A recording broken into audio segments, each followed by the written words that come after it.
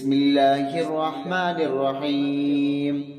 لم يكن الذين كفروا من أهل الكتاب والمشركين منفكين حتى تأتيهم البينة رسول من الله يتلو صحفا مطهرة فيها كتب قيمة وما تفرق الذين أوتوا الكتاب إلا من بعد ما جاءتهم البينة وما أمروا إلا ليعبدوا الله مخلصين له الدين حنفاء ويقيموا الصلاة ويؤتوا الزكاة وذلك دين القيمة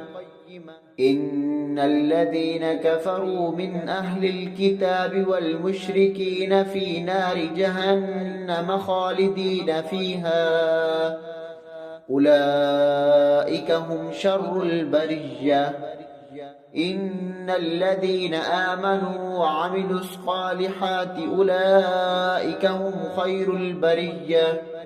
جزاؤهم عند ربهم جنات عدن تجري من تحتها الأنهار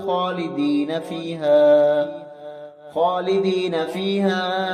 أبدا رضي الله عنهم ورضوا عنه ذلك لمن خشي ربه صدق الله العظيم.